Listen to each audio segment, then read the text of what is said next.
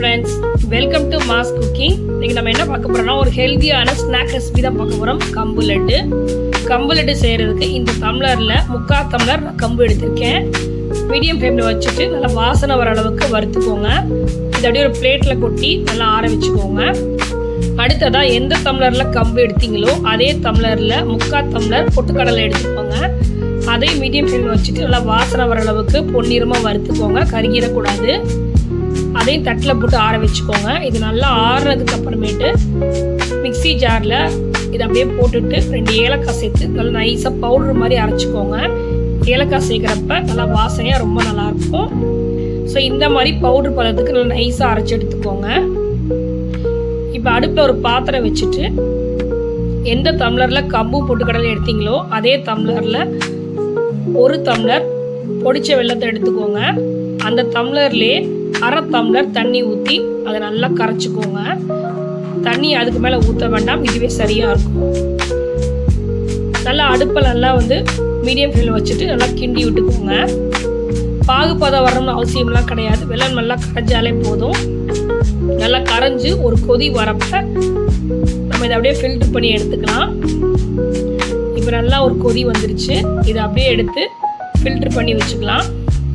அடுத்ததாக அடுப்பில் ஒரு பாத்திரம் வச்சுக்கோங்க. அதில் 1 டேபிள் ஸ்பூன் நெய் ஆட் பண்ணிக்கோங்க.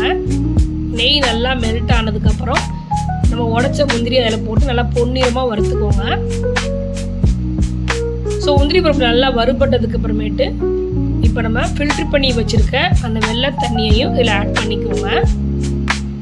ஸோ தண்ணி நல்லா ஒரு கொதி வரணும். கொதி வந்ததுக்கு அப்புறமேட்டு இப்போ நம்ம பொடி பண்ணி வச்சுருக்க அந்த பொட்டுக்கடலை கம்பு மாவையும் சேர்த்து கொஞ்சம் கொஞ்சமாக போட்டு நல்லா கிண்டிக்கோங்க.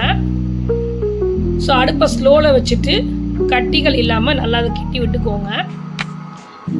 நல்லா கிண்டினதுக்கு அப்புறமேட்டு அடுப்பை கொஞ்சம் மீடியம் ஃப்ளேமில் வச்சுட்டு இந்த மாதிரி நல்லா கிண்டிக்கிட்டே வரணும். ஸோ இந்த மாதிரி கிண்டிக்கிட்டே வரப்போ நல்லா ஒரு ஸ்டேஜில் ஒன்று கூடி நம்ம பாத்திரத்தோட பேஸ் தெரியும். அந்த ஸ்டேஜில் நம்ம அடுப்பை ஆஃப் பண்ணிட்டு மாற்றிக்கலாம். ஸோ கிண்டிக்கிட்டு வரப்பையே 1 டேபிள் ஸ்பூன் நெய் ஆட் பண்ணுறேன். ஸோ இதுக்கு மொத்தமே பார்த்தீங்கன்னா 2 டேபிள் ஸ்பூன் நெய் தான் தேவைப்படும், ரொம்ப தேவைப்படாது.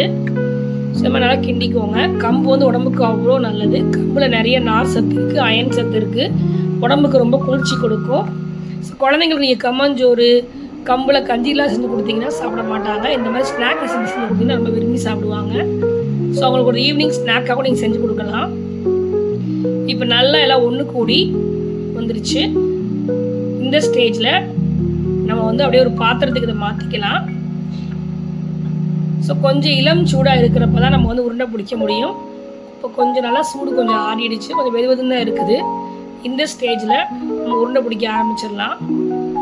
கொஞ்சம் சூடு கம்மியாயிடுச்சு. இப்போ உருண்டை பிடிக்க உங்களுக்கு சூப்பராக வரும். பாருங்கள் எவ்வளோ அழகாக உருண்டை பிடிக்க வருதுன்னு. ஸோ இதே மாதிரி நம்ம எல்லாத்தையும் உருண்டை பிடிச்சிக்கலாம். நம்முடைய சூப்பரான கம்பு லட்டு ரெடி ஆகிடுச்சு. கண்டிப்பாக இதே மாதிரி ட்ரை பண்ணி பாருங்கள். இந்த வீடியோ உங்களுக்கு பிடிச்சிச்சுன்னா லைக் பண்ணுங்கள், ஷேர் பண்ணுங்கள், கமெண்ட் பண்ணுங்கள். மறக்காமல் மாஸ் குக்கிங்க்கு சப்ஸ்கிரைப் பண்ணுங்கள், பெல் ஐக்கானை கிளிக் பண்ணுங்கள். Bye friends.